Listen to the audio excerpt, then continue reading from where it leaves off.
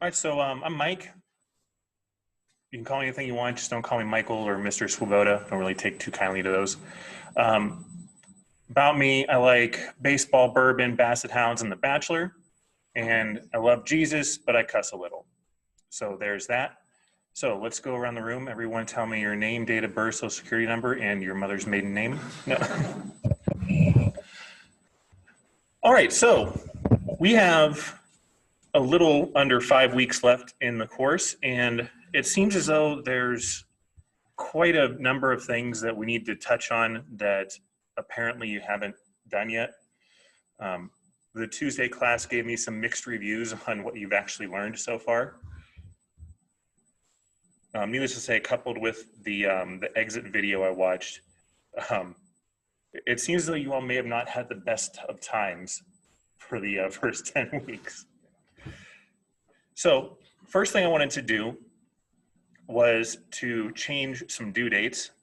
So I made your video presentation due next Sunday, not this Sunday, because when I was reading through this, I honestly had no idea what you were supposed to do. So conduct a survey.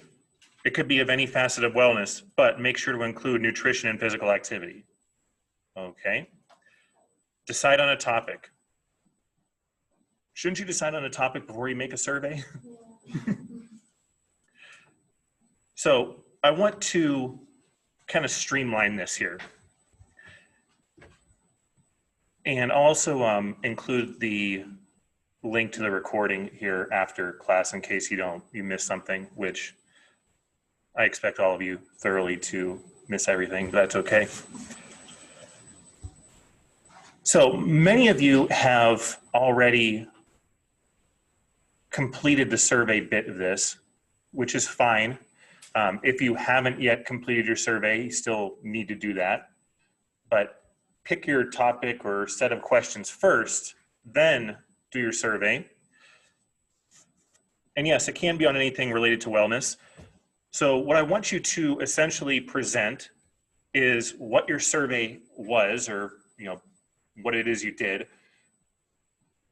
Give me the data that you found, and then what kind of conclusions can you draw from that? So whenever you're doing any kind of experimental research, you obviously aren't, polling the entire world, can't do that. So you take a sample that, if we were doing more, like actual research, it would be representative of the population that we're trying to study. But we're assuming that you are. And you draw conclusions that you can apply, or generalizations you can apply to the greater population based on what your targeted sample tells you. So that's kind of what I want to see you all do here. Make your survey related to whatever wellness topics you want. I would encourage you to do something that's going to be of interest or most applicable to you yourselves. A lot of stuff is like really interesting, but it's just that. It's not really applicable to anything. So the more that you can make something that actually has some sort of real world implication, the better. And then you want to go then make your actual video. You don't need to like write a script out or anything. I mean, I'm sure you're going to like rehearse what you're going to say, unless you want to do it in one take. I mean, by all means, go for it. But I'm not too worried about the time of it. I just want to make sure that you get your content across. So if you can do that in 2 minutes, great. If you do it in 10 minutes, all right. I mean, you're going to record it anyway. So does that kind of simplify things for you? Yeah, because I mean, honestly, reading through this, I had no idea what you were supposed to do.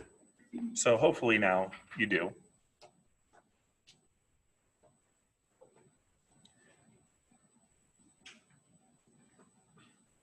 As far as what you're going to submit, just submit the YouTube video hyperlink. If you use outside references, submit those too. It doesn't have to be like, you don't have to have like a full like APA paper but make sure you have a reference list if you're going to do that. Yeah. Yeah. So that's what you're going to be actually presenting, or recording, I should say, is you're going to tell me what you did or show me what you did with your survey. So it could be beneficial to, like, say, put up the actual survey on the screen. Tell me what your results were.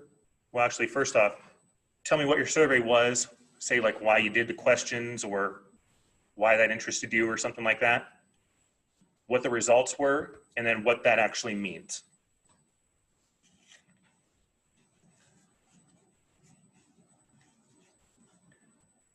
You don't need to turn in a script or a 1-paragraph summary, because you should tell me everything in the video. So you don't need to make extra work for yourself. And while I'm on that subject real quick, so I posted an announcement just before class because I wanted to make sure you all showed up. You won't have class next week because, you know, it's Thanksgiving. So I'm going to have a Zoom session on Tuesday in addition to the live class. So you guys can watch the class via Zoom at 3 o'clock. And you won't have any class next week. You're not going to have any more of, from what I gathered, was you were doing both Zoom classes like during like Tuesdays for you or something like that. Yeah. So here's the way it's supposed to work. You obviously are Thursday students, Tuesday students are Tuesday students. I'm supposed to give you the same lecture. So both days, same exact stuff. On the day you're off, you're supposed to do your BLA, your blended learning activity. That is what counts for your missed class time. So by doing another class along with doing another activity, you're essentially going way over what you're supposed to be doing. So I apologize, but you kind of had to do double the work you had to for the first 2/3 of this. Yeah. So since Megan's gone, does that mean Michaela's no longer the IA for this class then? She is. She is. Yeah, so she still is. I don't know how much she's going to be around, but definitely still use her as a resource. So I've been talking to her and we seem to be on the same page. So she was a little bit in your boat as well. All right, so again, hyperlink and your reference list. If you want to include, like, say, a PowerPoint in the video, you can put your references straight in the video if you want to. That's fine too. So if you want to, like, condense that even further, by all means, go for it. I'm all about brevity in that regard. Even though I'm not going to be, you know, docking you if you have, you know, 2 minutes, 59 seconds or whatever. You probably need more than a minute to do everything. So if you're coming in at like 60 seconds for this whole thing, you probably are a little bit light on the content. But that's about all I'll say about that. All right, we are in topic 6, which is supposed to be weight management. And then topic 7 is pretty much stress management kind of thing. I want to go back and cover topics 3, 4, and 5 because it sounds as though you kind of need it. I don't know how much I can do about your past grades, but if there is anything you want me to recheck or look over, just let me know. This actually is not my first rodeo doing this. So last spring, I took over midway through the semester for a 400 level class, and they had done nothing. Literally, it was just, it was bad. They were getting points taken off for using like contractions in a sentence. Like the word can't was getting points taken off because it has an apostrophe in it. And that's not part of academic writing, apparently, according to that person.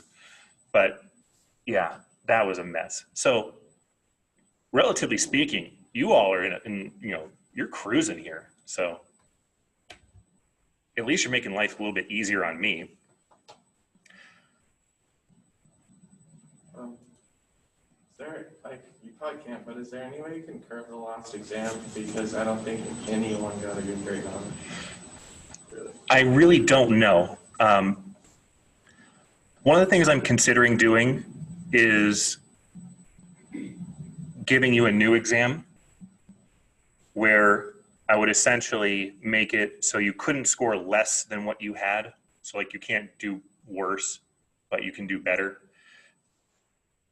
And it's for a number of reasons. The first of which, you shouldn't be getting extra credit. And not to take, I don't want to take points away from anyone, but that's like a big no-no in this school, is extra credit is very, very frowned upon because of, you know, like accreditation standards. So when your professor puts out videos saying, here's your extra credit, that's a little bit, you know, kind of damning information there. The other reason, the other main reason is that I was told you weren't given all the material before the test. So if that's the case, I wanted to make sure that, you know, you were given everything that you needed rather than,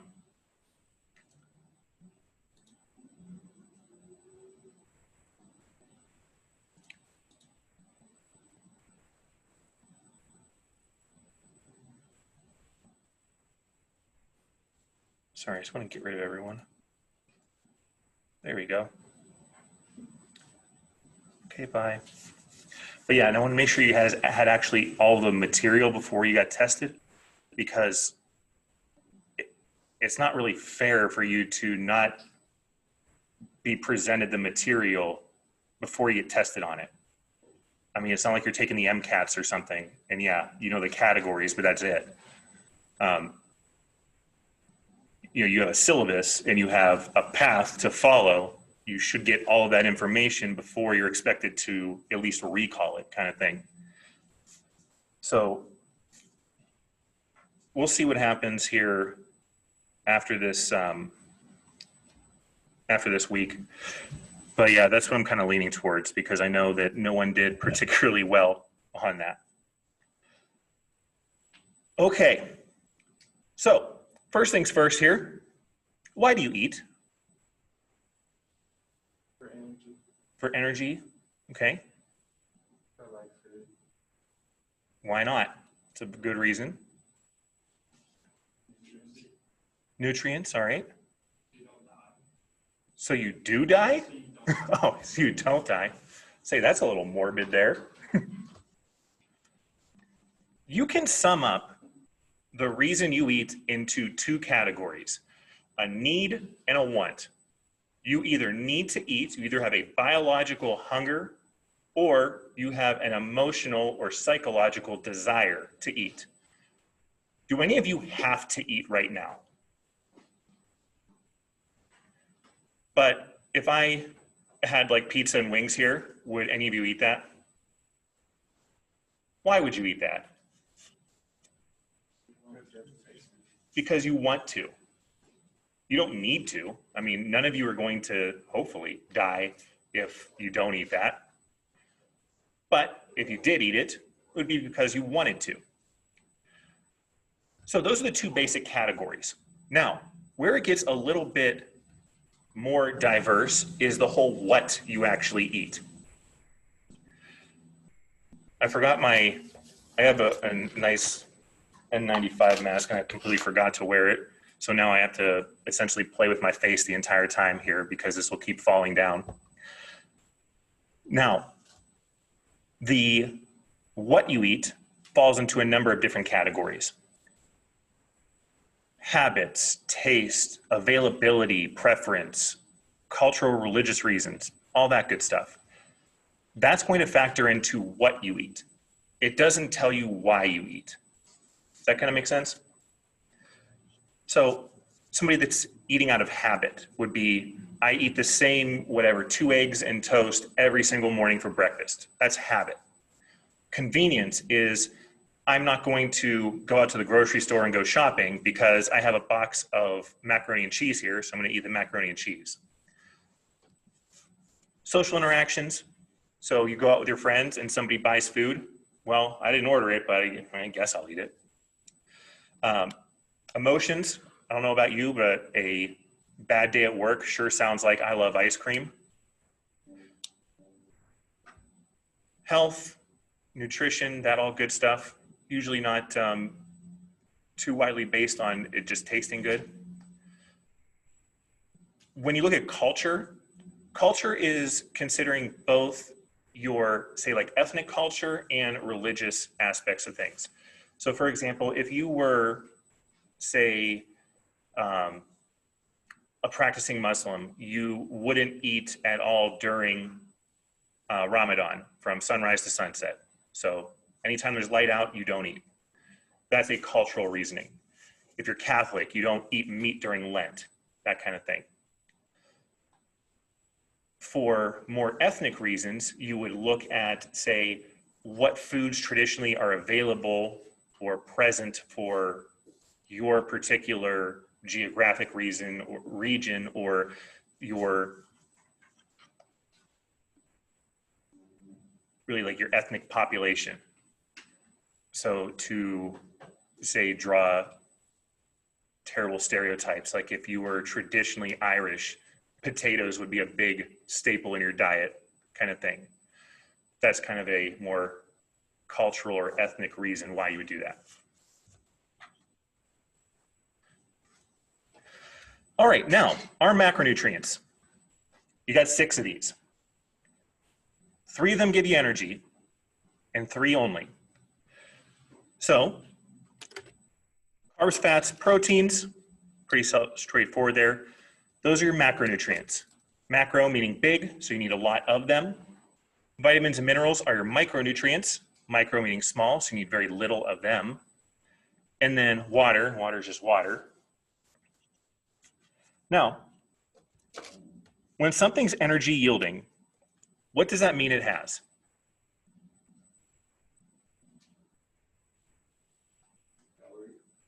It has calories.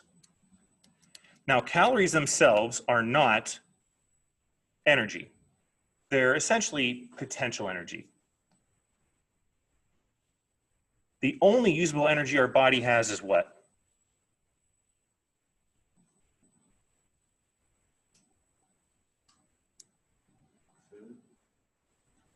ATP, very good. So adenosine triphosphate, that is our body's only energy currency. If you don't have ATP, you do not have energy. So I'm sure of you, or sure most of you have either or have ridden in a car before, especially one that is like a internal combustion engine, something uses gas or some other sort of fossil fuel. All right, you get oil from the ground. So you go to West Texas, you dig a hole in the ground, you get oil. Hooray. Can I go put that oil in my car? Why not? It has extra stuff in it, it needs to be filtered out. Yeah, you need to refine it. I go send that off to the refinery, I get a bunch of different petroleum products, and another thing I get is gasoline. The gasoline then goes to your petrol station, and then that's what your car eats for food. So calories are oil. Gas is ATP. That is bioenergetics in a nutshell right there. So now you know exactly how your metabolism works. All right, it might be a little bit more complex than that, but.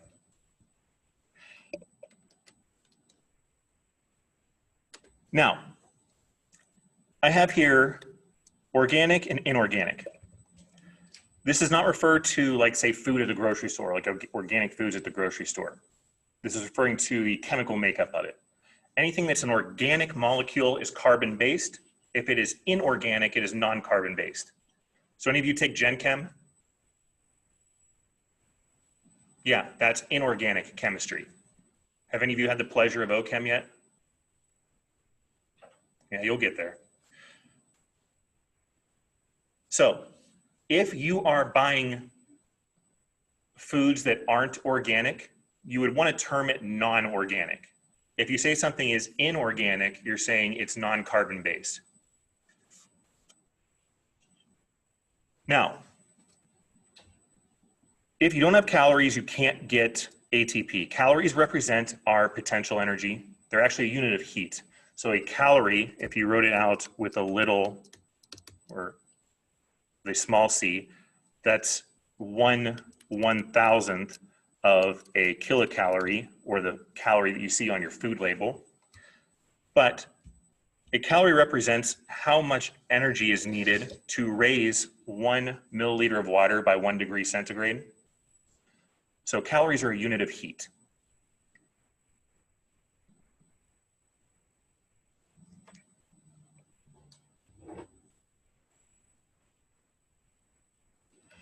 Now, getting into our macronutrients. So carbs, fats, proteins. 449 are the numbers you need to remember. Carbs and proteins give you 4 calories per gram. Fats give you 9 calories per gram. Ethanol, or the alcohol you drink, which none of you do because you're all good Christian students, 7 calories per gram.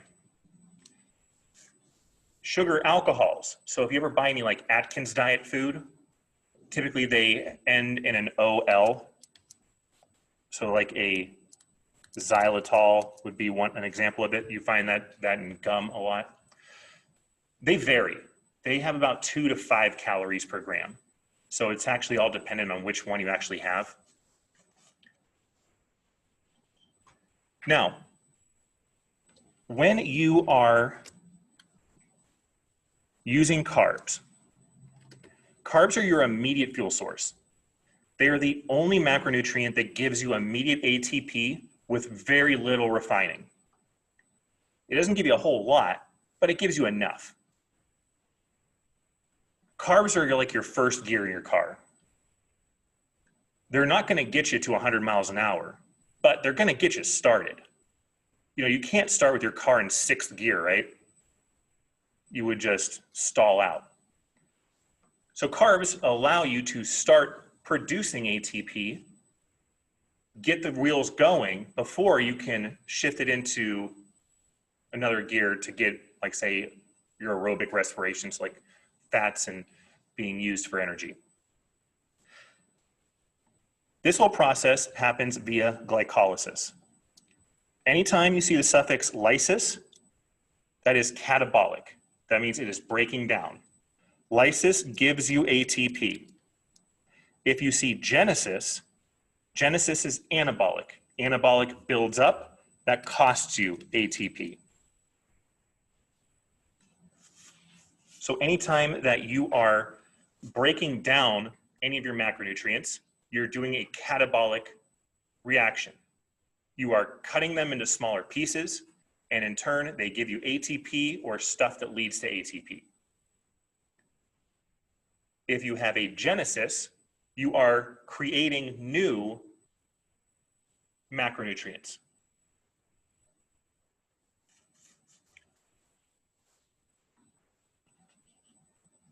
You with me so far?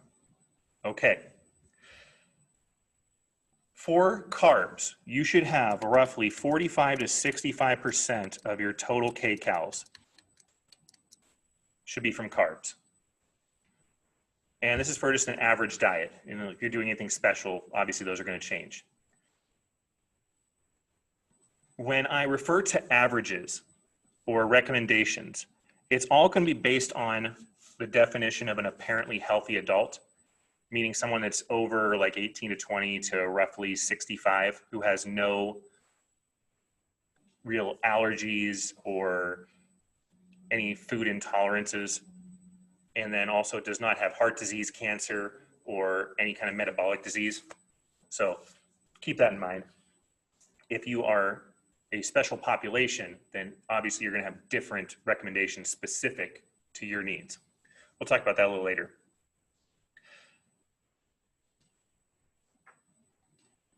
All of your carbs break down into sugars. You cannot break this down unless you start out with glucose. So every one of your carbs starts out as glucose before you can start this whole glycolytic process.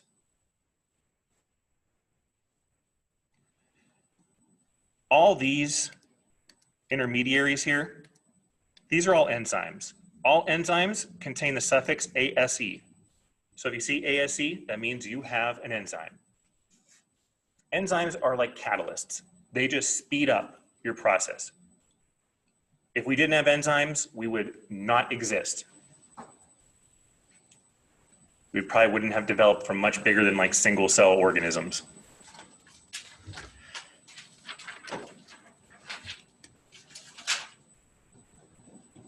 Now, when you think of carbs, and also that I told you that carbs are sugars, what kind of characteristics do you think of in terms of the food itself?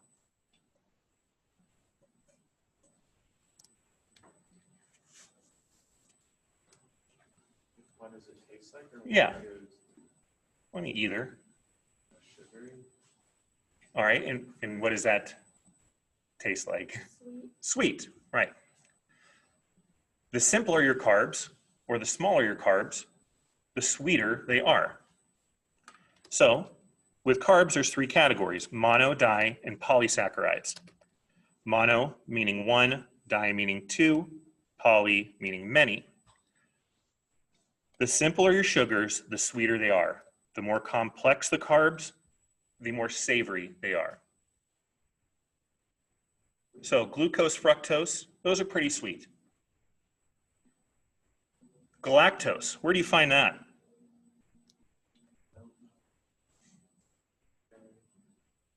Any of you fans of The Office? Beets by Schrute. Beets are one of the very few things that you will actually find galactose in. So galactose doesn't really exist a whole lot in commercially viable foods, except beets. So there you go. Sucrose is your table sugar. Lactose is what you're going to find in milk or dairy products. Maltose, so any of you that have like your Mickey's malt liquor, maltose in there. Or if you have your chocolate malt balls, that is all maltose there. Getting a little more on the savory side, but usually you'll find that as a kind of a sweetener to like alcohol than you will to find that as like your typical food ingredient. And your polysaccharides: starches, glycogen, cellulose. Okay? Starches. Anybody know an example of that? Pasta? Maybe? Potatoes, yeah. Potatoes are your perfect example. What do potatoes taste like? Pretty plain. Yeah, kind of. If you were to take a potato, eat it like an apple, and you just sat and chewed that in your mouth for a while, it would actually turn sweet on you.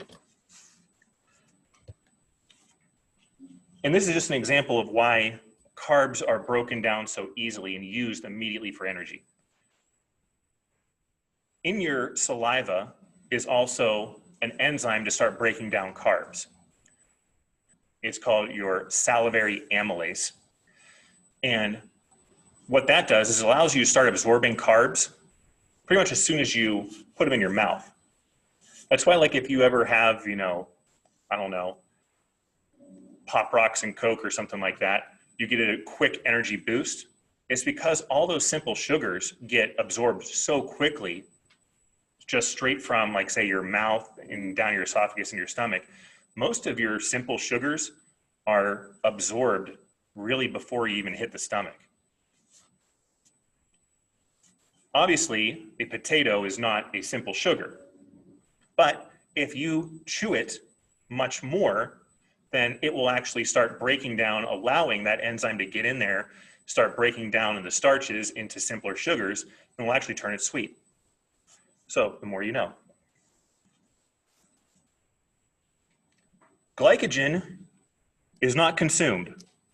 Glycogen is your storage form of carbs. You will find glycogen in two places in your body: your skeletal muscles and your liver. Why would you want to store carbs in either one of those?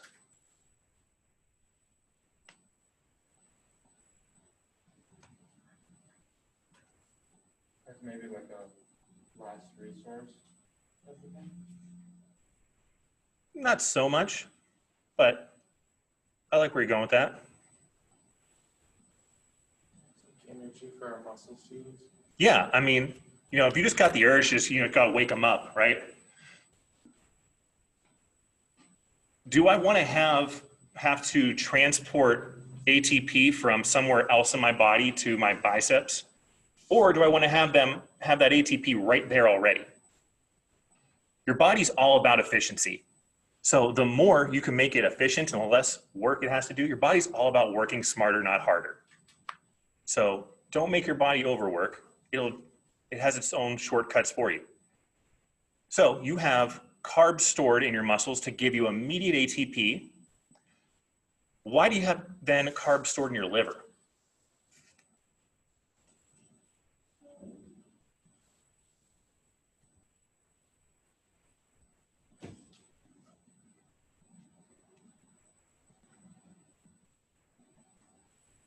Yeah, I know, that's a bit of a head scratcher. Carbs in your liver are made to help balance your blood glucose levels.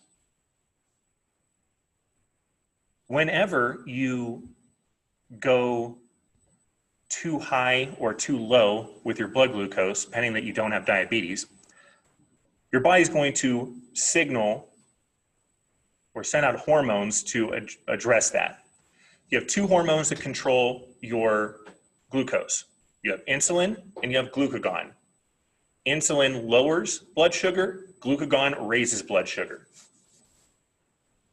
And just like you don't want to have to make your ATP travel all around, you don't want to have to signal your whole body to release glycogen so that you can balance the blood glucose. You want to send it to one specific area.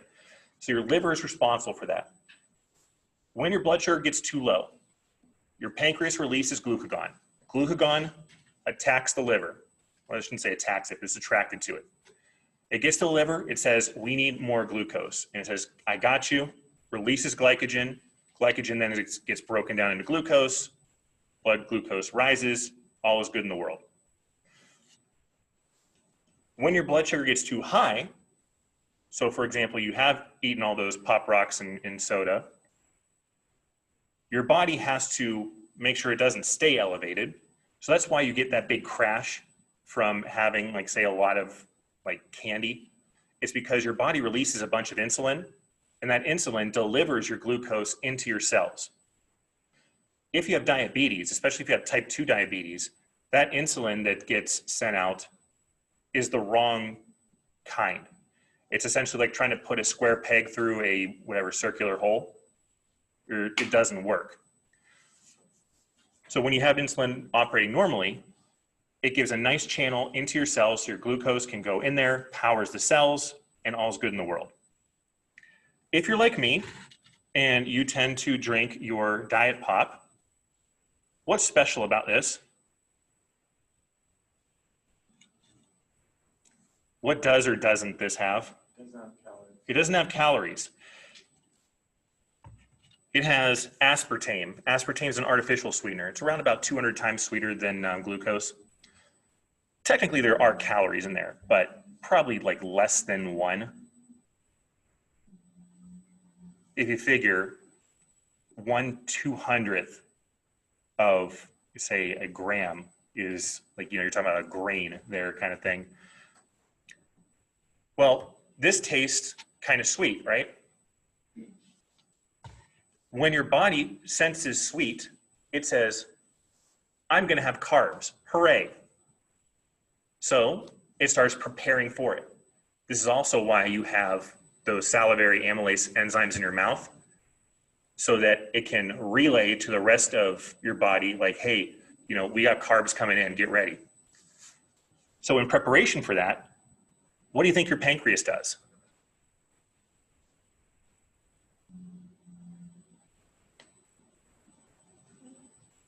If you know you're going to get carbs, and carbs do what to your blood sugar? They will raise it. What do you think your pancreas is going to do to get ready for that? It is going to release insulin, yes.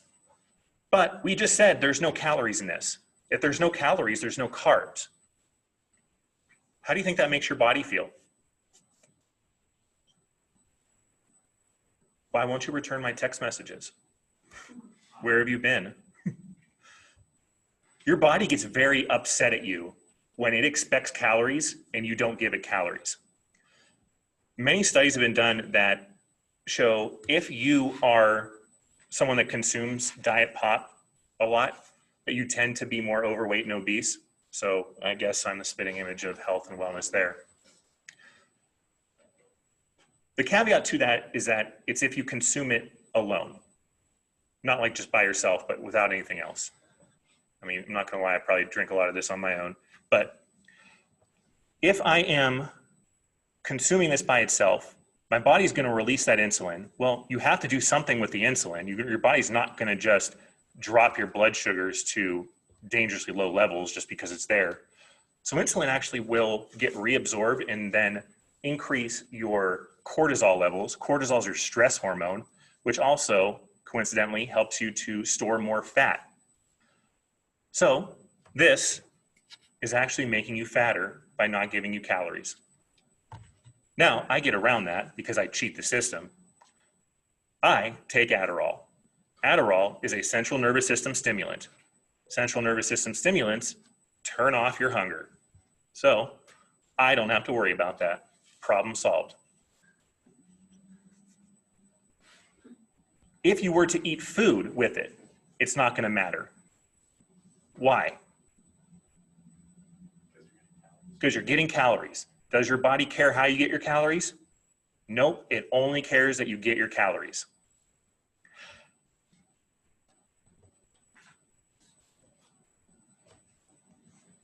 Now, in this process of glycolysis, you are going to break down glucose eventually into three main products. You're going to get ATP, you're going to get pyruvate, which is right here. You're going to get NADH, and you get acetyl-CoA. Acetyl-CoA comes from further refinement of pyruvate. Pyruvate will get turned into lactate pretty much immediately. Pyruvate goes through this gluconeogenesis process and will turn back into glucose. So pyruvate will help you restart the system. ATP, to do this, it costs you 2 ATP to do that. But down here, you get plus 4 ATP. So how many total ATP do I get from this? 2, yes. So I get plus 2 ATP. NADH, this is gonna go to the electron transport chain. We'll see that later on. Acetyl-CoA is going to the Krebs cycle, or the tricarboxylic acid cycle. Acetyl-CoA represents 10 future ATP. NADH represents 2.5 future ATP. It's all in the future though. You gotta have some faith that you're actually gonna get it later on down the road. I usually like to ask my students, how much of what I'm telling you do you actually believe? Like, at what point could I just say something so outlandish that you're finally like, that doesn't sound right? I think Megan did it quite a bit. So yeah, now that I got that seated out in your mind. Cellulose I didn't talk about. Cellulose is found mostly in plants. It helps to form like cell walls and helps to build chlorophyll. We can't digest cellulose. Termites do a really good job at digesting cellulose because cellulose makes up wood. Any of you have a dog? And do any of you ever see your dog eating grass? And what happens when your dog eats grass? They what? They throw up. Why? Because in grass is cellulose. Cellulose is not digestible, at least by most mammals. So dogs throw it up. We would essentially do the same thing. They do that to kind of clean their system out though, except my basset hound. My basset hound will eat grass all day and is perfectly fine because I'm pretty sure that she's just a garbage disposal designed or faking being a dog. So there's that. Cows will eat grass, except cows don't digest that either. They got two stomachs. So they eat the grass, they swallow it. It goes into their first stomach and gets a little bit broken down. You don't really absorb it. Then cows throw it back up and chew on that and then swallow that again. So that's called cud. So cows, it even takes a second process and two stomachs to do it.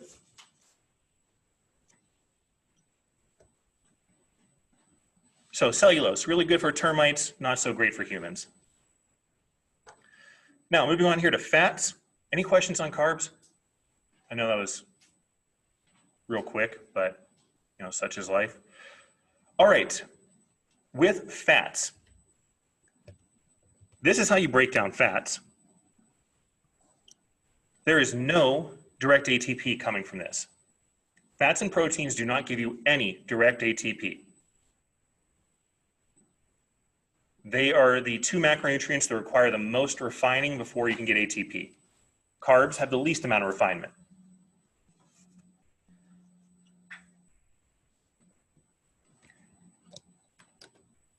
Fats or lipids are very easily stored in your body. I'm sure all of you know this. How many calories are in a pound? Yes. So you have 3,500 calories per pound. If you weigh 200 pounds and you have 10% body fat, what do you look like? Pretty good shape, right? Well, if I have 10% body fat, how much fat in pounds do I have?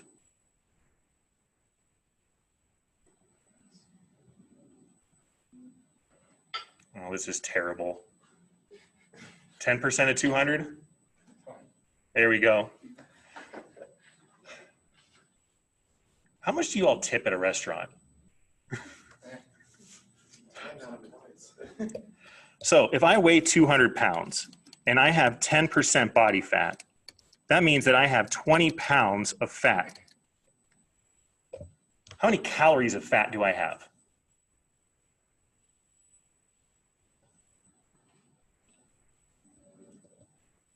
So 0, 0, 0, 70. See how I did that? 1, 2, 3 zeros, and then 2 times 35 is 70. 70,000 calories. Quite a lot, right? Your body is super efficient with storing fats. How easy is it to break those down?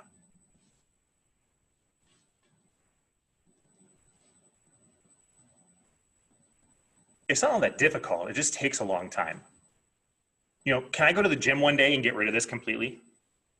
Why not? Yeah, exactly. In addition to our bodies liking to be efficient, they also like the way they are. They don't want to change. Change is bad. If you're trying to lose or gain weight, you're not going to do it overnight because your body is going to fight back against you. If you try to lose weight, your body says, screw you, I'm going to lower your metabolism, make it even harder on you. If you try to gain weight, your body says, nah, I'm going to speed that up.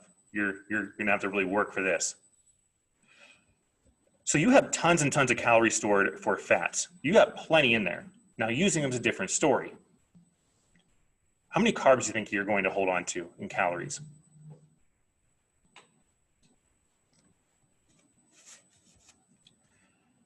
So carbs, and carbs are abbreviated CHO because that's the chemical composition of all carbs, carbon, hydrogen, oxygen.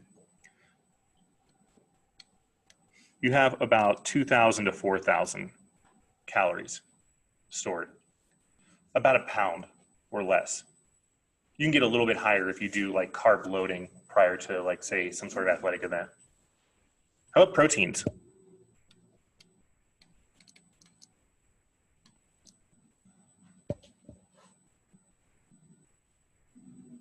Any guesses?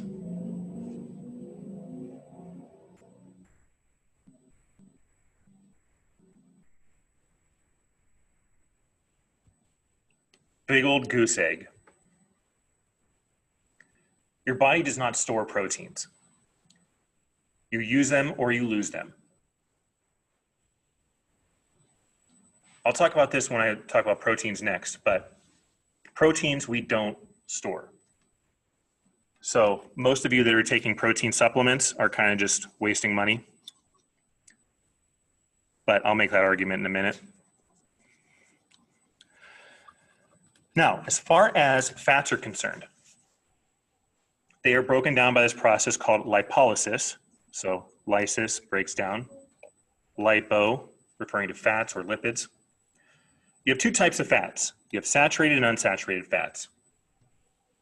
The whole difference is right here. For all you chemists out there, that is a carbon-carbon double bond. And you notice what happens with the structure of an unsaturated fat when you have that double bond. Yeah, I mean, it's not branched chain, but it has a kink in it. Typically, when you talk about branched chains, you talk about like amino acids, but same concept. This is very important because this actually tells us what these look like in real life. Your saturated fats are saturated because they are saturated with hydrogen atoms. Every carb on a saturated fat has 2 or 3 hydrogens, depending on where it's at in the chain, attached to it. You can't put any more hydrogens in there. It is saturated. Saturated fats, straight line. How easy would it be to, like, say, stack these one on top of each other? Pretty simple. Saturated fats are solid at room temperature. So things like your butter, your margarine, your lard. Saturated fats. Saturated fats, in general, are pretty bad for you. They promote you having additional bad cholesterol or LDL cholesterol, low density lipoproteins. Those are the things that, like, say, clog your arteries. Not a good thing. These unsaturated fats, because they have this kink in them, and there can be more than one. So this would be a mono unsaturated fat because you have one. If you had more than one double bond, it would be a polyunsaturated fat. So there is no di to it. It's either mono or poly. These are liquid at room temperature. So these are like all your oils.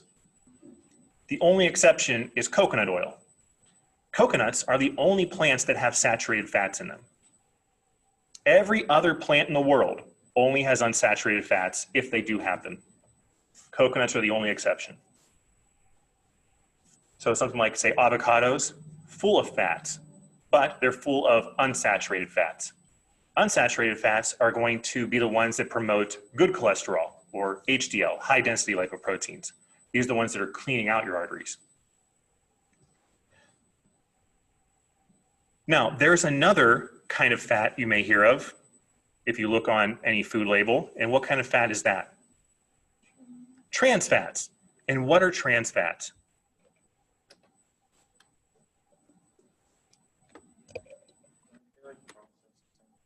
They are? Yes, absolutely they are. Trans fats are like the devil. They're the worst thing for you. The FDA has said that you should have no trans fats in your diet. There's no reason for it. Trans fats are really, really good if you want to preserve food. really, really bad if you want to live a long, healthy life. And I believe it's by like 2025, all trans fats have to be out of American foods, something like that. Made everyone freak out at McDonald's. When you have trans fats are synthetic, typically unsaturated fats. So I'm going to jump ahead real quick to my food label. In my food label, you see here, there's 0 grams of trans fats, but you'll see this here.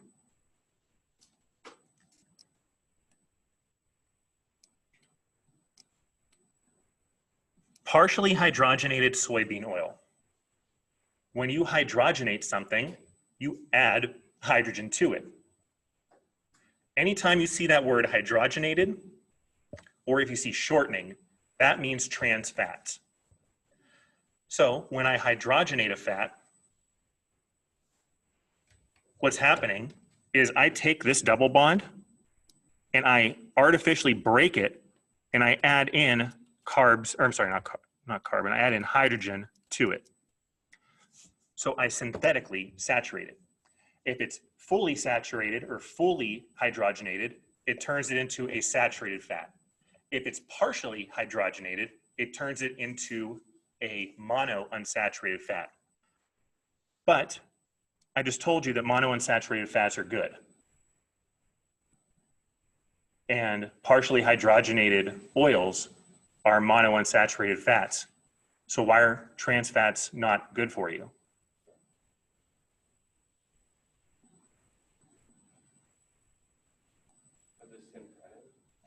Pretty much. The best example I can give you, and I apologize if this offends anyone, but it's the best example I could think of. If you guys have anything better, please, I am all for it. Marijuana has arguably medicinal purposes. It's not gonna like say kill you if you use it once. You really can't OD on it kind of thing. Spice is synthetic marijuana. That makes you turn into, you know, somebody that's a zombie who eats people's faces. Trans fats, regular, natural fats. It's the best way I could describe it. The reason it's called a trans fat is based on where this would be. So if I had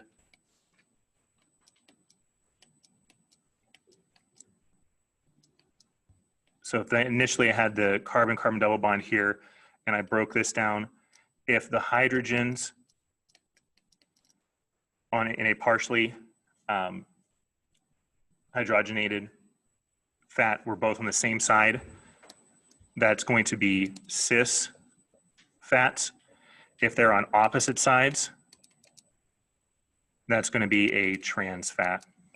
So it's just the position of the isomer there.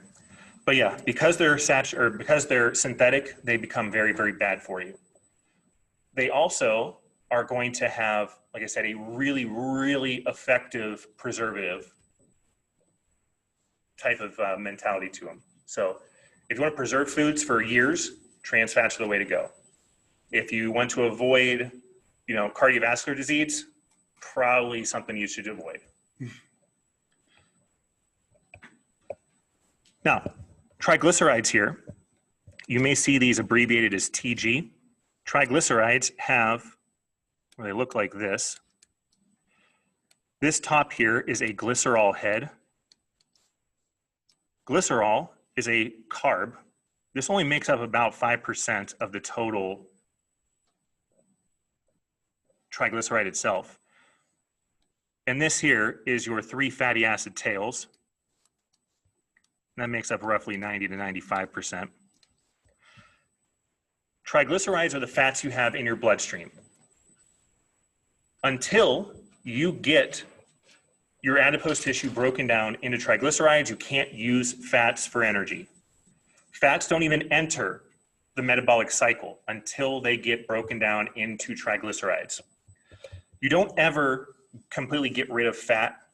Fat cells or goblet cells are like spheres, and you cleave off layers of them to then send out as triglycerides. When you get more fat, you will store them and make those goblet cells bigger. It's kind of like if you came in here wearing 30 layers of clothes,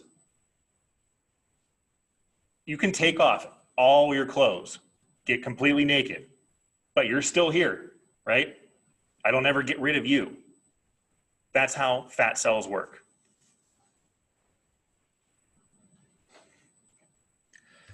Proteins. All right, a couple things with proteins. Proteins are big. This is what proteins look like.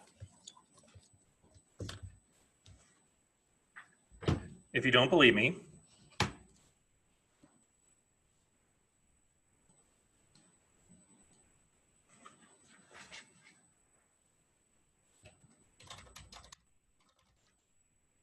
hemoglobin is one of our most abundant proteins we have in our body, and that is what it looks like.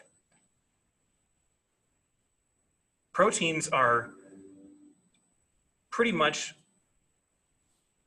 like tons and tons of ribbons all stacked together.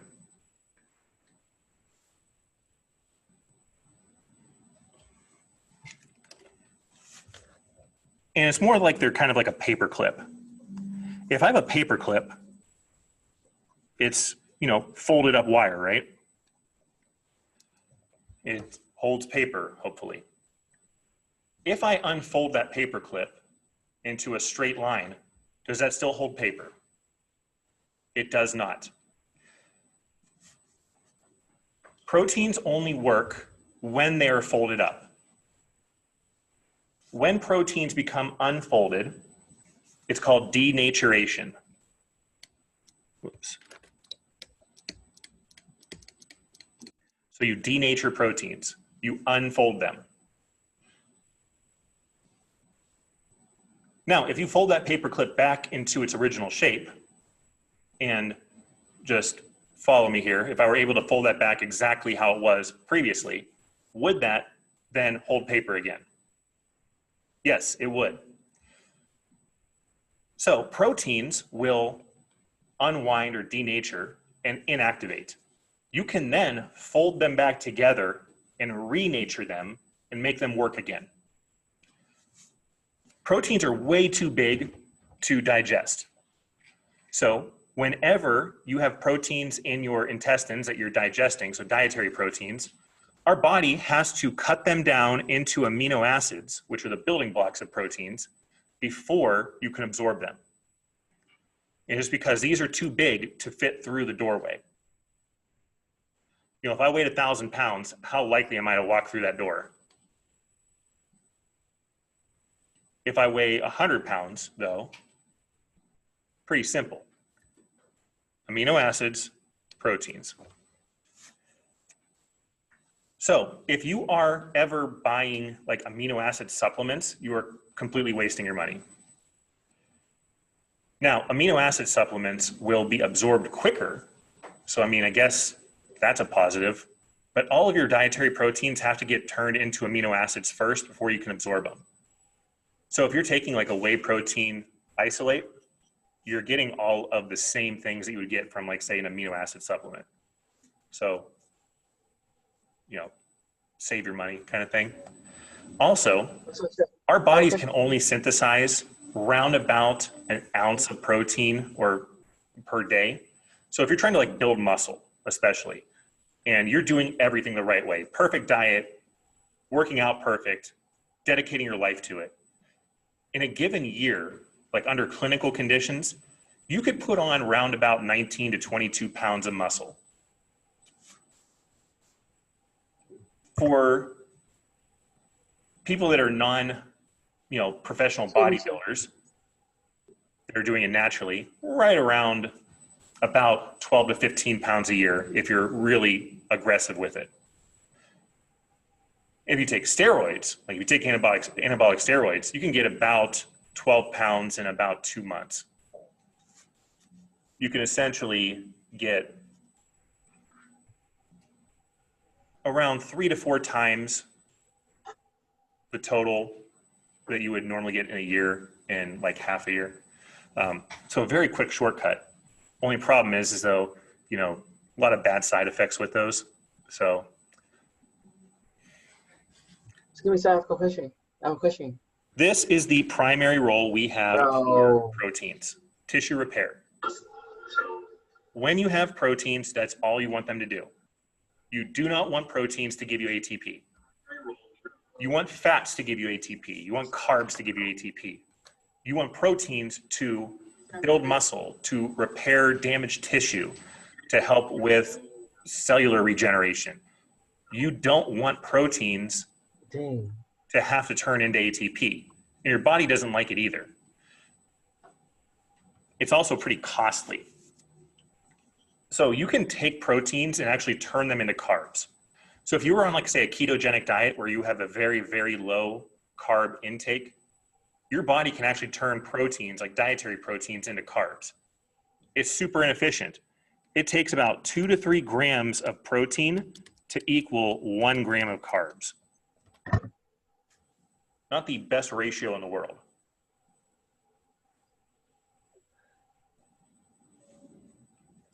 So while I have it, what is a ketogenic diet? High fat and low carb. Yeah, and hopefully high unsaturated fats. The whole premise of a ketogenic diet is to get your body to produce ketone bodies. So you get rid of all of your stored carbs, your body starts producing ketones. Ketones are something like acetone or nail polish remover. And your body then will start burning fats as its primary fuel source.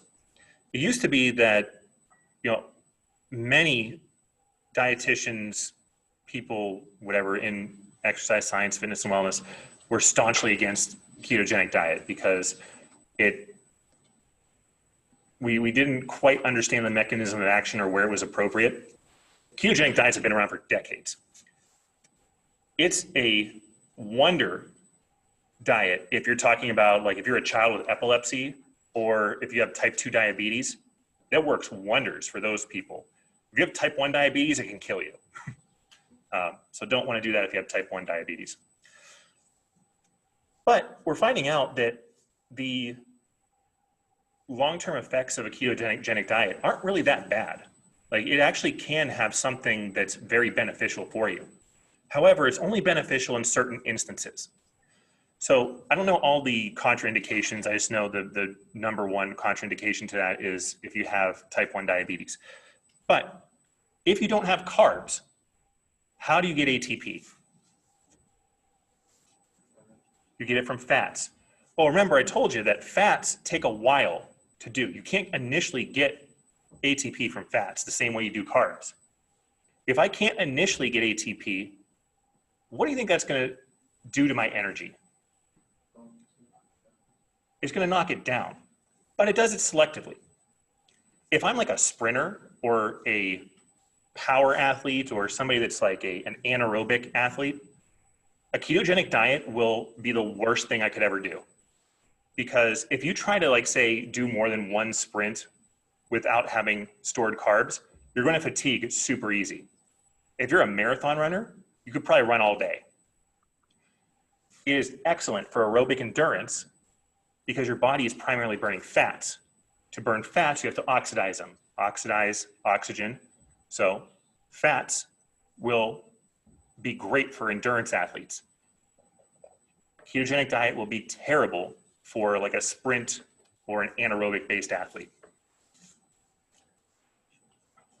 Now, last thing here with proteins is complete versus incomplete. This refers to your amino acids.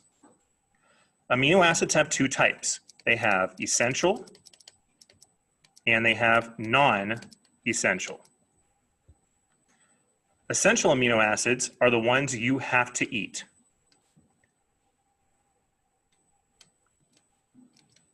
Non-essential are the ones that your bodies produce. If you have a complete protein, it means that it has all of your essential amino acids. If I have an incomplete protein, it is missing one or more of my essential amino acids. The only way you have complete proteins by themselves is from animal meat. So you can't have complete proteins from plant-based sources. Yeah. What does that mean for people who don't eat meat? They're not getting a lot of big protein. It can be problematic if they don't have a variety of foods, because you wouldn't be getting all those essential amino acids. When I first started teaching this class like 4 years ago, I would use this example and everyone looked at me like I was like, who? And now, because of their recent resurgence, I feel confident again in this. But do you all know who Blink-182 is? I at least see several heads nodding, hooray. So their drummer, Travis Barker, was a longtime vegan. And in the like mid-late aughts, back when Blink was on hiatus, he would break his arm like all the time, just trip and fall and his arm would break. What 20-something-year-old should have their bones breaking on a slip and fall?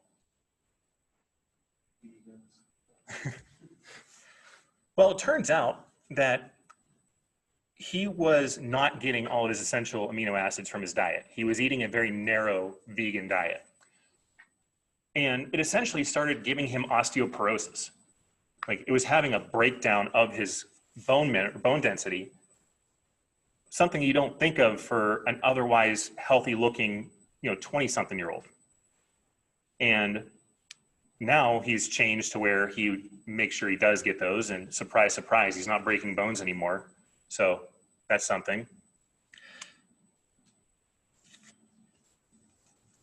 So what you do to get complete proteins when you have incomplete sources is you combine them together. This is called complementary proteins. A complementary protein is when you take two incomplete proteins, throw them together, and they are complete. Many of your traditional food pairings don't just go well together because they taste good. They have a chemical or nutritional value attached to them. So for example, like rice and beans, those go together because they're complementary proteins. Both are incomplete, but if you combine them together, you have a complete protein. That kind of makes sense?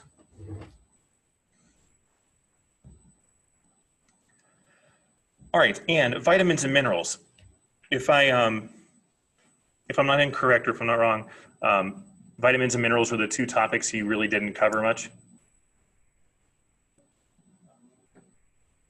She went over them, but it was just super quick. Okay. All right. So vitamins and minerals, both micronutrients. So you obviously need a very small amount of them. For vitamins, you have two types. You have fat soluble and you have water soluble. A, D, E, K are your fat soluble vitamins. B, C are your water soluble vitamins. What this means is that if something's soluble, what does that mean? Dissolves, yes. I can dissolve B and C vitamins in water. A, D, E, K I can dissolve in fats. When I'm cooking food, what happens to that food?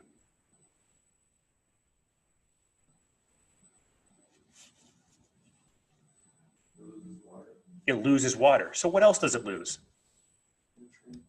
What kind of nutrients? Your water-soluble vitamins, yes. When you cook a steak, like say you take an 8-ounce steak and you cook like that's raw and then you cook it, you're gonna lose around about 1 to 2 ounces of that.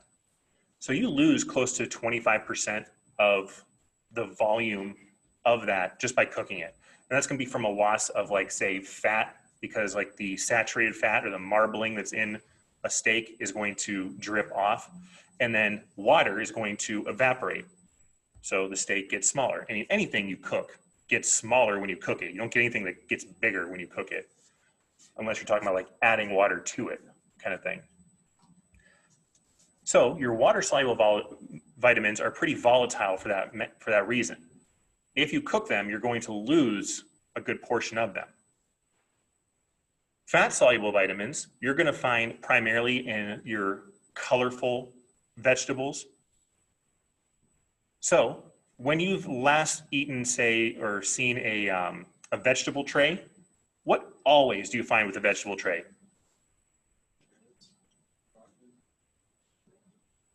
Ranch dressing, why? It does taste good, but again, nutritional value attached to it. Ranch contains fat. Fat is going to be needed to transport my fat-soluble vitamins. So not only does ranch taste good with those, it serves a genuine purpose because it acts as a carrier for these fat-soluble vitamins. Now, we'll get into more of this stuff later, but this all goes into the principle of vitamins and minerals don't make the products you buy, they make the products you buy better. That's all they do. If you notice here, oh, that's wrong, never mind, wrong picture. But anyways, antioxidants, anti-oxidizers, they get rid of things called free radicals. Coenzymes or cofactors. Coenzymes and cofactors are the enzymes that your enzymes need to work. So they're kind of like pre-enzymes. They do hormone-like functions and metabolic catalysts, so they speed things up. Minerals. Minerals are inorganic because they are non-carbon based. Yes, I see the exception right here, because if you were consuming straight carbon, you would be consuming an organic molecule, or an organic element, I should say. Minerals are metals.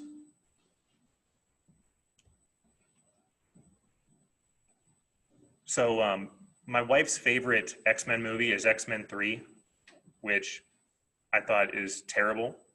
I mean, they did a whole another trilogy just to like erase that from memory. But one of the scenes in there is when Rebecca Romaine, I think she was Vanna Stamos as well, injects this dude with like some sort of liquid metal, and then Ian McKellen's Magneto senses that, and he is able to form them into like metal balls or whatever that he can manipulate. You don't need to do any of that. Your body's made up of tons of metal. Now, not like, say, magnetic stuff, but what's the most common metal you have in your blood? Iron. Yeah, metal. Calcium is a metal. Sodium is a metal. All of these are metals. You have tons and tons of metal in your body. I mean, if you were to concentrate it all, it would look like, you know, a steel rod kind of thing, but it's not. It's all just the, you know, broken down into smaller molecules. You notice there are some of these that are kind of questionable. What's AS?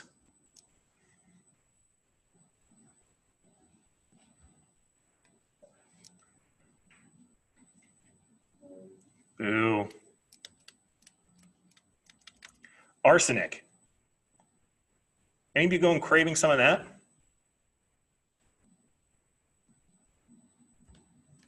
What happens if you have too much arsenic?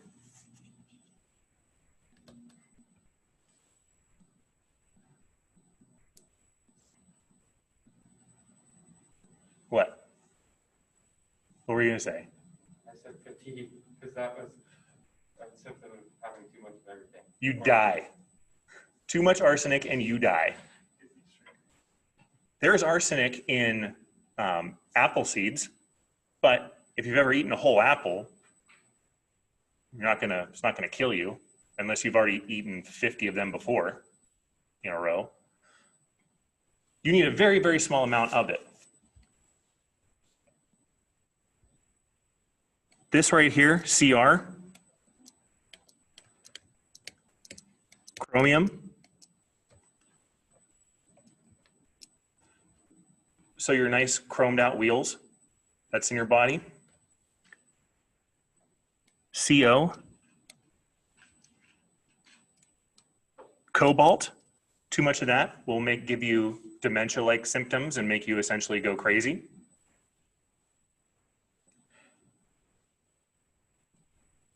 So you have a bunch of stuff in you that can be very problematic if there's too much, but we have a very, very small amount of it.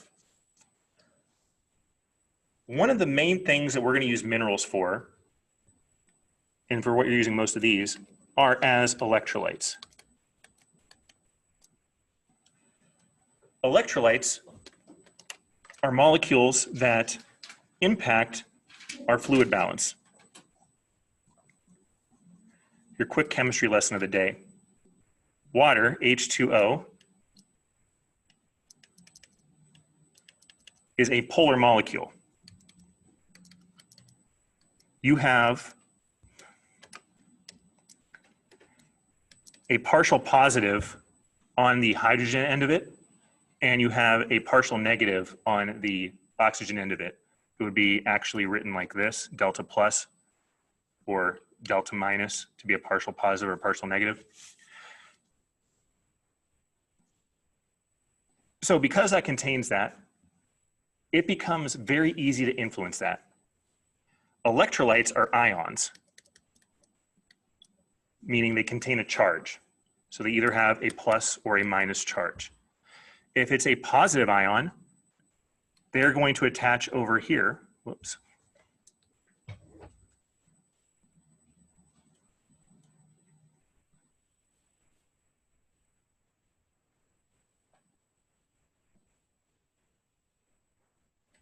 Yeah, they're going to attach over here and be more attractive to the oxygen side of it. If there are negative ions, they're going to attach over here. So wherever electrolytes are, water follows. This is why if you say sweat, your sweat isn't just water. It contains salt in there as well. Salt is electrolytes. It helps to transport the water itself. When you're dehydrated, you consume water to rehydrate you, but you also need to consume electrolytes to keep that fluid balance in check. It's all to help with the concentration you have and where the water goes. So if you have a very low concentration of electrolytes, your cells tend to swell up. You can get things like water intoxication, which can lead to like permanent blindness and death. Or if you're severely dehydrated, it can go on the other end where your cells shrink down and they can't function properly, which can also lead to death. I feel like the world's just out to kill you. Like pretty much that's it.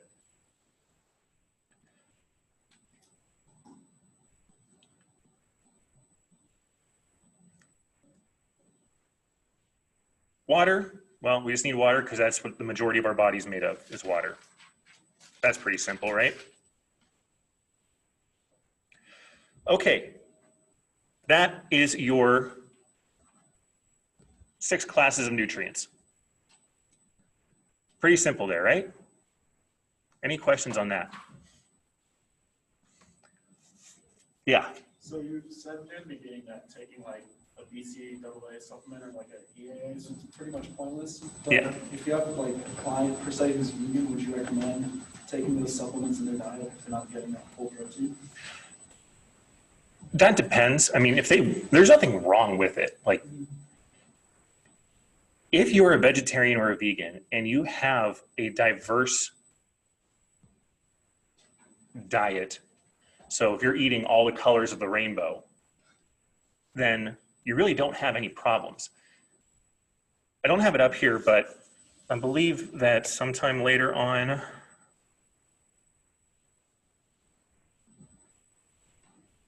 no, I don't have it in here, but I would show you that most of like your vegetables have a very high concentration of proteins in them. The only problem is that they're very light themselves. So like, for example, kale has around about like 25-ish% protein, but how much kale would it take to give you, say, 10 ounces of it, a ton kind of thing. So if you're getting, if you have a diverse selection of foods, you really don't need it. The recommendations for everything here. So carbs was 45 to 65% of your daily calories. Proteins, something like that, is going to be 10 to 25%.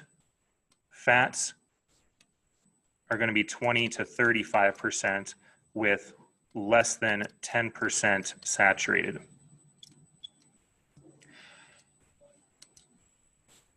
What this number means in something you can quantify is round about 0.8 to about 1.2 grams per kg of body weight. Your tolerable upper limit for proteins is 3 grams per pound. However, if you're taking any kind of protein supplement and you're getting more protein than what you need, you're going to see side effects happen very rapidly. The most common one is you have some, for lack of a better word, GI disturbances. You tend to fart and shit a lot. That by itself isn't so bad, I guess, unless you're in like a crowded room. But aside from that, what's happening is that your body isn't able to utilize all that protein. So you're just over consuming. It'll get stored as storage fat or used in ATP production if possible.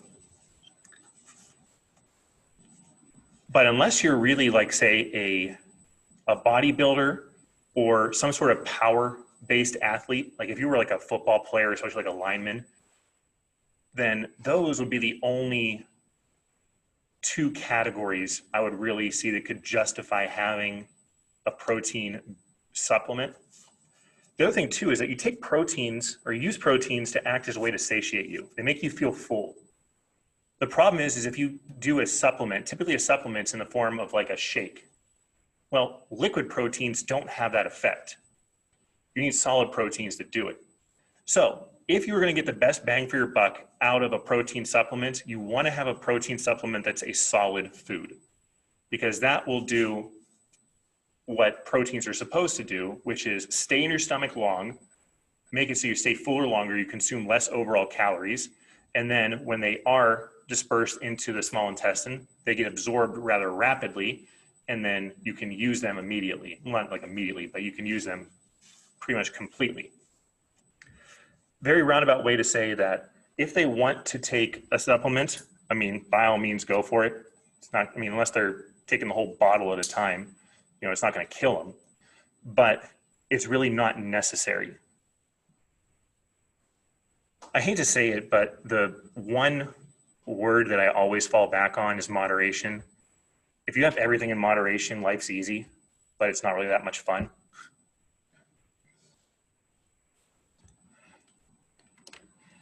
Now, DRIs stand for your dietary reference intake. You may also see the term RDA, which is recommended daily allotment. A DRI is giving you a standard. An RDA is what you should get for most adults. So you use RDAs to build, like, say, an actual meal plan around. You use DRIs to give you standards, okay? So the easiest way to explain that is to use an exercise analogy. So I'm an exercise physiologist. I probably should tell you like who I am in case, you know, you guys don't think that I know what I'm doing. Yeah, so I got my bachelor's in biology and chemistry. My master's is in ex-phys, and then my doctorate's in health sciences. So yeah, that's that. Primarily I've been teaching like in the exercise science and nutrition classes here. So that's where I'm at here. Anyway, ACSM guidelines, or American College of Sports Medicine guidelines for regular physical activity, is about 150 minutes a week of moderate to vigorous activity, about a walking pace or greater. That is your standard. That's your DRI. If you're an athlete in college, if I'm doing a 2.5-hour walk over the course of a week, how much do you think that's going to help with my athletic improvement? Like none, right? RDAs are your individualized. This is what is going to help benefit a person the most. These are your standards. It's also like BMI, your body mass index. Your body mass index isn't a way to measure your body composition. It's just a height to weight ratio. It's very accurate when you look at determining body composition for populations. It's around about 90% accurate. However, you take somebody that's a bodybuilder, they'll come out on a BMI scale being obese. Like one of the ones I can think of is Ronnie Coleman, who was he still is a bodybuilder. He was Mr. Olympia, I don't know how many times. 8. Huh? 8. Well done there. At his peak, he had a BMI of 42.5. That is your highest level of morbid obesity. So 40 plus, that means you're in a category where like weight loss surgery is indicated for you. But anyone that's ever seen a picture of Ronnie Coleman knows he's, jacked and tan. So don't really think he needs any of that. So that's where something like your BMI gets thrown off. So again, DRIs, standards, RDAs, individuals. Food labels. So I talked about when you see partially hydrogenated or shortening means trans fats. However, on this, it says 0 grams of trans fats. How can that be?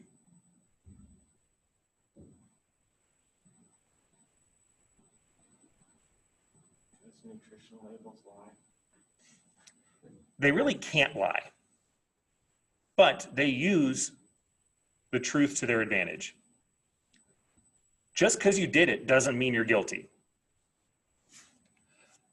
There's this thing called the half-gram rule.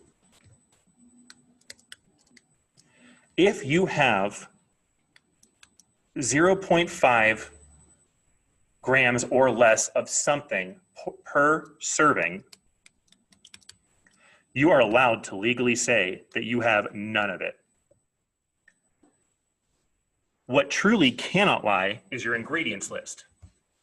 Your ingredients list has to tell you every single thing that is in that food. It cannot leave anything out. However, what kind of numbers do you see in your ingredients list? None. You don't quantify it. Ingredients are rarely quantified there. The only thing you're going to get out of an ingredients list is their relative size. Ingredients are listed in order of most to least. So the very first thing you see here, that is the most of that thing in your food. So this enriched cornmeal, that makes up the majority or is the biggest ingredient in your Cheetos. The only way to know that you really do have no trans fat in something is to look and make sure that this is not in there. If that's in there, you know you have it. Now, on the plus side, you know because it's 0 grams that means that there is only half a gram or less. So you also know then, what about everything else after this? It's less than 0.5. Yep, every single thing that comes after that hydrogenated soybean oil is less than 0.5 grams per serving. Now you look at what you're going to see on the nutrition facts, and all of these are the same. You have a top and a bottom.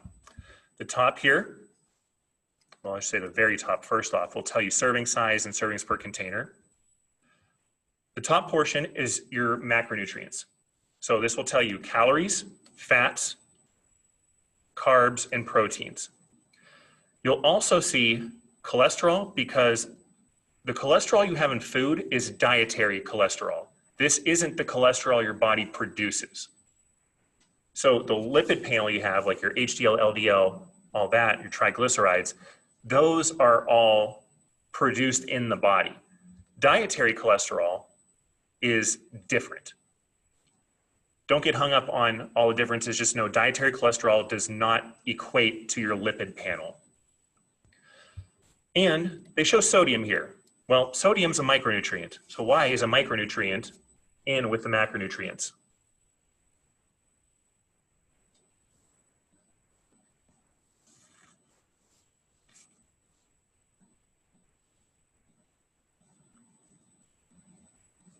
Sodium is going to play one of the biggest roles out of all of our nutrients in our immediate response to food or drinks for that matter.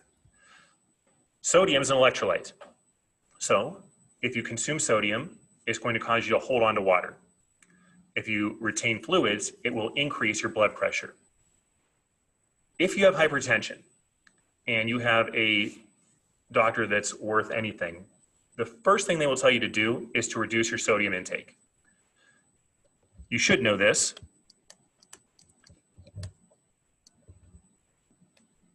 Your sodium daily value is 2,300 milligrams.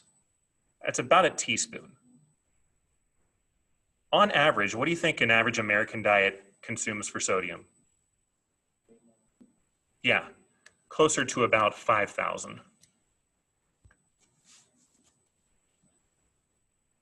If you had high blood pressure, under 1,500. If you were, say, a vulnerable population, like you had a family history and you were ethnically more susceptible to having cardiovascular disease, so if you come from an Asian or Pacific Islander or African American background, you can see this go down to less than 1,300 milligrams.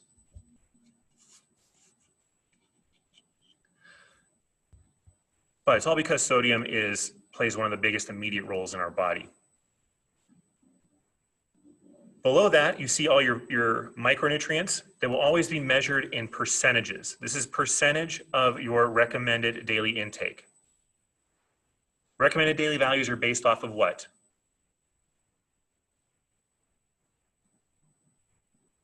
What kind of diet?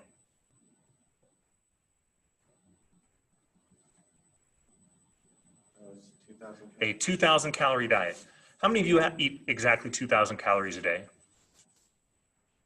I mean, I'm assuming because you guys look like you have some decent enough size to you that you probably exercise. So how many calories do you think you all eat in a day? Right now? Yeah. Like 5,500. That's a little bit more than 2,000, right? You know, you look at, say, like a Michael Phelps when he was training for the Olympics, he was round about like 10 to 12,000 calories a day. So all of your values that you're going to see are based on this 2,000 calorie diet. Again, that goes back to the RDA. It's a standard. Your individual intake, your daily values may be higher or lower depending on your calorie needs. It's a good benchmark, but it's not going to be individualized.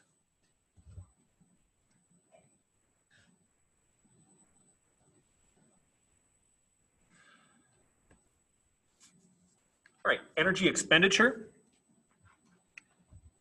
This is all about how you actually, or where your ATP goes, kind of thing. You have 3 ways that you use ATP. You have this here, your resting energy expenditure, or your BMR, is your basal metabolic rate. That is how much energy it requires you just to exist. Your thermic effect of feeding,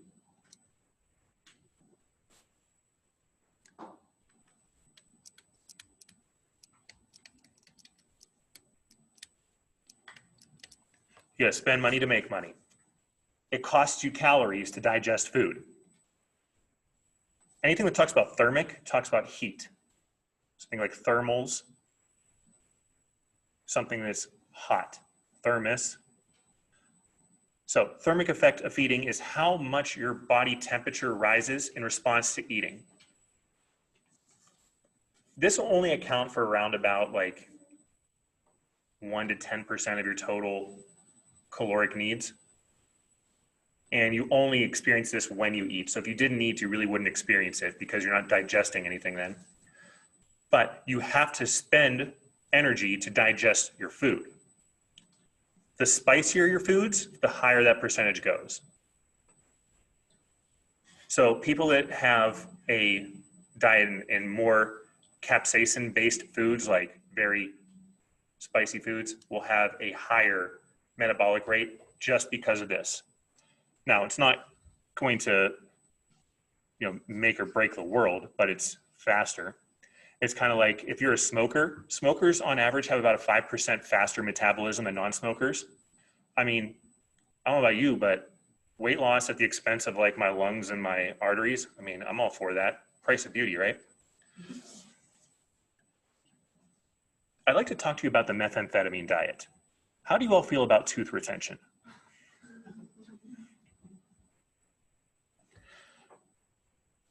These two, you have the least amount of control over.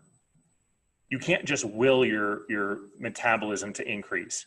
Now, it will vary slightly based on what you do as an adaptation. So like if you're exercising a whole lot, long term, it will change your metabolism to be slightly faster. As a whole though, your metabolism is always a decreasing gain. You can't eat the same amount of food you ate when you were like say 10 and not be active at all and expect to not get fat kind of thing. As you age, your caloric needs decrease because your metabolism decreases. This is why, you know, our bodies break down and they get frail. It's why you don't see 90-year-olds powerlifting 1,000 pounds of anything. Their body breaks down as you age. I mean, it just happens, unfortunately. Side note, if you were able, so if this is a chromosome here, the ends of your chromosomes are called telomeres. It's your genetic lesson for the day. These are the things, or the storage information we have to repair our body, like repair our DNA. As you age, these get smaller and smaller. So eventually they cut off. The key to biologic immortality is to never get rid of your telomeres. If you were to find a way to make it so that they never declined, you would never age biologically. So Wolverine, that's all he's got going for him. Now, this here is where you can make the most difference. EXE and NEAT. Exercise energy expenditure, non-exercise activity thermogenesis. What's the difference between physical activity and exercise?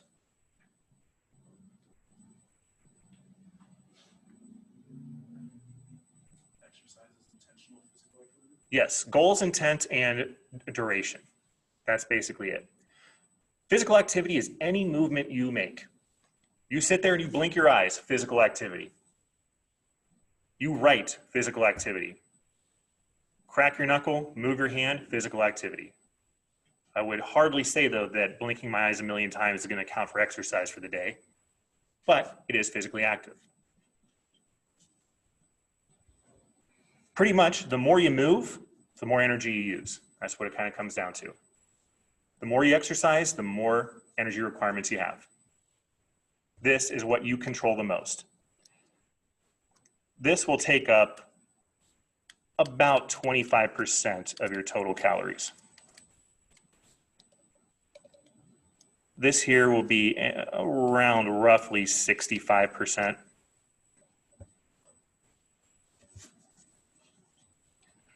But this will be the most that's dependent on you yourself. So if you wanted to lose weight, what are the two keys?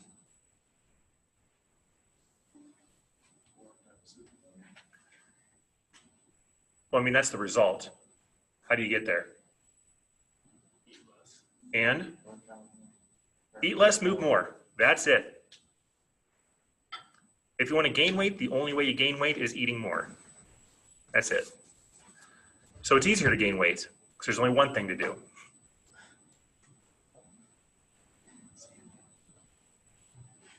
All right, this last thing I want to talk about here is the SAID principle. This stands for specific adaptations to impose demands. I have all these different examples of nutrient requirements for different animals because they all have different requirements than us. We'll talk about later on, probably next week, about, say, your different types of foods. So for example, with fish. If you have farmed fish versus wild caught fish, the only difference is their diet. If you're a fish in a pen, are you going to make me as the farmer more or less money if I let you naturally grow big? less, because that takes time. I'm going to pump you full of food and make you fat, because a nice big plump fish is a pricey fish. Any of you watch Wicked Tuna? And what do they look for in every bluefin tuna?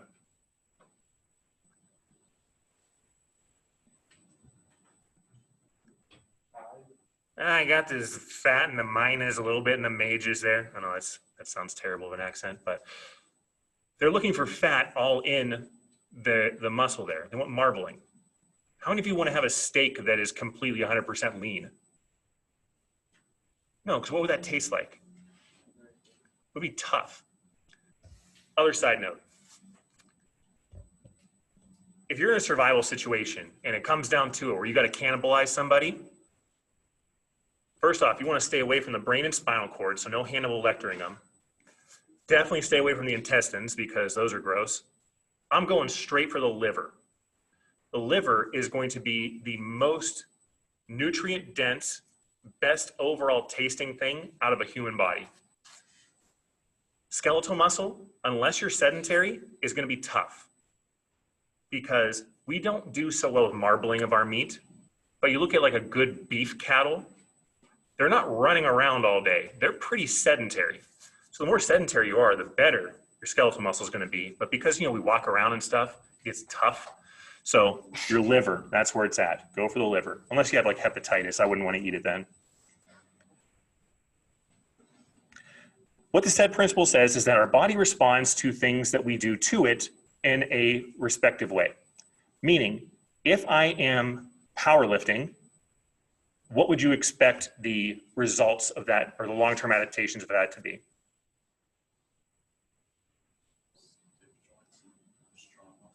Stronger muscles. Yeah, I get stronger. What would it do to my aerobic endurance? Nothing. It wouldn't affect it. It's not going to help it. It's not going to hurt it. If I'm a marathon runner, am I going to be able to max out 1,000 pounds on the bench? Absolutely not. Our body will respond to whatever we do to it in the way that's appropriate for that modality you use. If you want to make your body burn more fats, you eat less carbs. So you force your body into using fats. Anything you do to your body is going to make it respond based on what those input ingredients are. It's pretty much all this is. Oh, and I already told you that, but there's that again. And here's all of your micronutrient recommendations. So I have this posted, so don't worry about that. We'll cover assessments here on Tuesday. But that's everything new I had for you there. So thank you for getting through that with me. If you have any other questions, I will stick around till you all leave. If not, I will see you all in 2 weeks, I guess.